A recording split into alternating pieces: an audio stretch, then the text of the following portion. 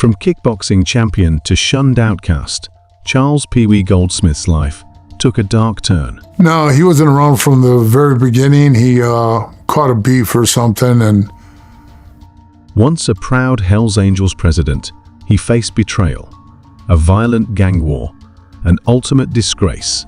How did a man who gave everything to his club end up being branded a rat and abandoned by his own family? Hells Angel. you want to be a Hell's Angel? I said, yes, I do. You willing to go to prison? And you may have to kill somebody. You may get killed. You good with that? And I says, I'll do whatever I got to do, man, you know? Charles Peewee Goldsmith's journey began with a troubled childhood. Peewee was born to a father who abandoned the family before he was even born. He was raised by his mother in Milwaukee. His father, a carnival wrestler, left a void in his life that Peewee sought to fill with male camaraderie. Growing up in a town known for its strong sense of community, he longed for a father figure and found himself drawn to the world of kickboxing. Peewee's rise in kickboxing was swift and impressive. Known for his fierce fighting style, he quickly made a name for himself. He earned the nickname The Locomotive and became a local champion. His dedication and skill in the ring were unmatched, and he gained respect and admiration from peers and fans alike. Despite his success, Peewee's aspirations went beyond the sport. The allure of the outlaw motorcycle world and the sense of brotherhood it promised captivated him, setting the stage for the next chapter of his life. Initial foray into the outlaw motorcycle world. Peewee's fascination with the outlaw motorcycle world began in Wisconsin with a small club known as the Sinners MC. This club, though modest, offered him the camaraderie he had always craved. The Sinners MC had no clubhouse and only a few members, but Peewee quickly rose through the ranks due to his charisma and leadership skills. Soon, he became the president of the Sinners MC, transforming it from a small group into a growing force. However, this growth drew unwanted attention. The dominant club in Milwaukee, Outlaws MC, saw the rising Sinners as a threat. Tensions came to a head during an eat-out event organized by the Sinners. Peewee had planned the event to raise funds. An eat out. I came up with a great idea of really making money, talking serious money for the club. It wasn't selling guns and drugs or broads, you know what I mean? It was But when the Outlaws arrived, they refused to pay the entry fee. A confrontation erupted, with the Outlaws storming in, guns drawn. Peewee stood his ground, refusing to bow to their intimidation. Though he managed to defuse the situation, the incident marked the beginning of the end for the Sinners MC, as the pressure from the Outlaws proved too much to bear. Pursuit of Hells Angels membership. In 1991, Charles Peewee Goldsmith's path crossed with the Hells Angels at a bike race in Humboldt, Iowa. like a deer in headlights, man. I saw him smoking that cigarette, man. Big, broad-shouldered dude. You could tell he was a man, you know what I mean? And I went, look at that. Intrigued by their presence, Peewee decided to pursue membership in this infamous motorcycle club. To achieve this, he relocated his entire family from Milwaukee to Minnesota, aiming to prospect for the Hells Angels chapter there. The initiation process was grueling. Peewee endured constant hazing and was tasked with proving his loyalty through various menial and often humiliating tasks. And he lays it on me. We want you to take a lie detector test. What did you just say? If they failed that lie detector test, they was gone. Is your name Charles Goldsmith? Yes. Do you want to hurt the Hells Angels and their families in any way? No. Are you a cop? No. Have you ever testified against somebody for the prosecution?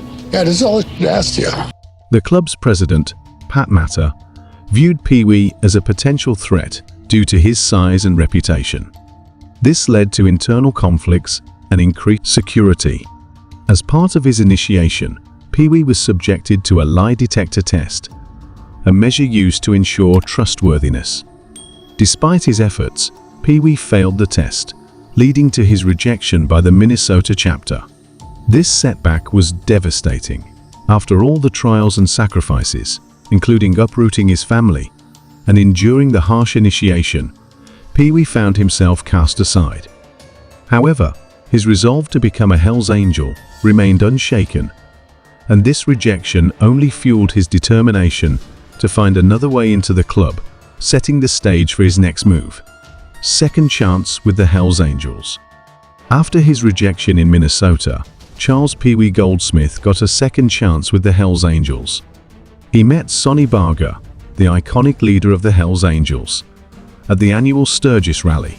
Sonny's welcoming attitude rekindled Peewee's hope.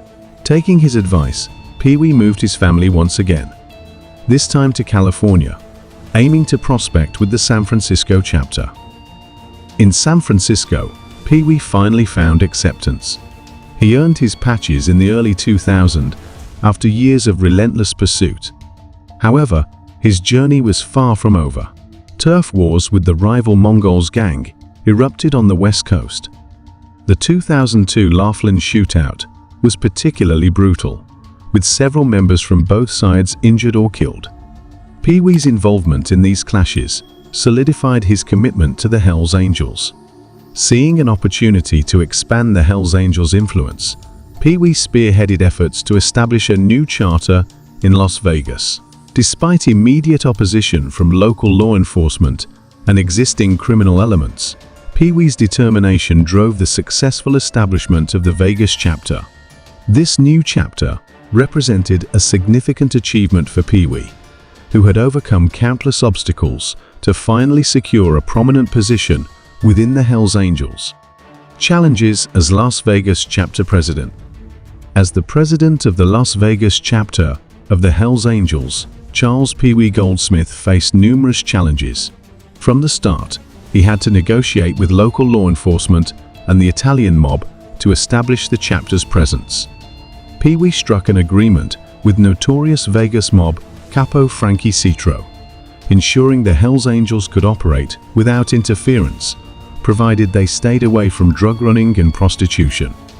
To maintain this delicate balance, Peewee instituted strict rules within the chapter, prohibiting illicit activities. Despite these precautions, trouble was never far away.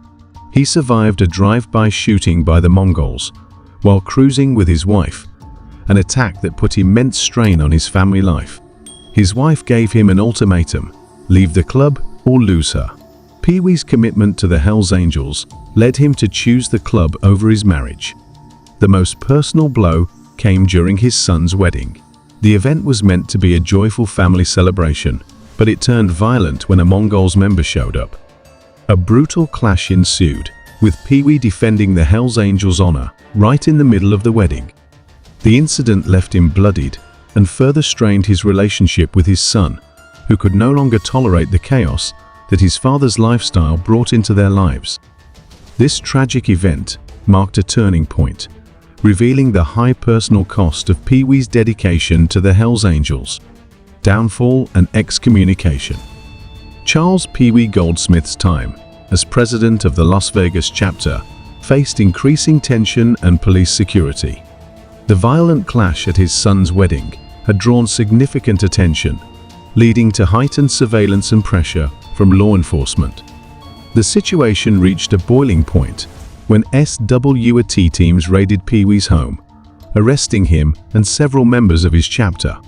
In a desperate bid to avoid severe punishment, Peewee cooperated with law enforcement. This cooperation was seen as a betrayal of the Hell's Angels' strict code of silence. His decision to break this code led to his immediate excommunication from the club.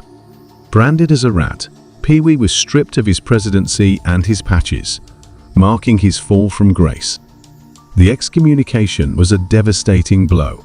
Peewee had sacrificed everything for the Hell's Angels, only to be cast out in disgrace. His cooperation with the authorities was seen as the ultimate betrayal, erasing all his contributions and loyalty to the club. The man, who had once been a respected leader, was now an outcast, facing the harsh reality of losing both his family and the brotherhood he had fought so hard to be a part of. His downfall was a stark reminder of the unforgiving nature of the outlaw world. Imprisonment and personal consequences. Charles Peewee Goldsmith faced a harsh reality as he served time in prison. The years behind bars took a toll on his mental health, exacerbating feelings of betrayal and loss. The impact on his personal life was equally severe. His wife, Dale, filed for divorce, unable to cope with the chaos and danger of Peewee's outlaw life. His son, disillusioned by the violent wedding incident, cut all ties, leaving Peewee completely isolated. Upon his release, Peewee struggled as an outcast. Branded a rat and stripped of his Hells Angels identity, he found it difficult to reintegrate into society. The brotherhood he once valued above all else now shunned him, and the family he had neglected in pursuit of his ambitions was gone. Peewee's downfall was a sobering reminder of the high personal cost of his choices. In the aftermath, Peewee came to understand the true cost of his ambitions. His relentless pursuit of belonging within the Hells Angels had cost him his family, his mental health, and his freedom. He reflected on the concepts of loyalty and brotherhood, realizing that the outlaw lifestyle offered a false sense of security and camaraderie. Peewee's story serves as a cautionary tale. The aggressive posturing and unchecked pride that defined his life within the Hells Angels ultimately led to his downfall. The harsh realities of the outlaw world left him with nothing but regrets and a profound sense of loss. His tale underscores the importance of maintaining a moral compass and the dangers of losing oneself in the pursuit of power and acceptance. So, was Peewee's quest for brotherhood worth the ultimate price he paid? Share your thoughts in the comments below. If you enjoyed this story, make sure to like, share, and subscribe to our channel. Hit the notification bell so you don't miss our next gripping tale. Don't forget to check out our other videos for more fascinating stories from the world of outlaws and legends.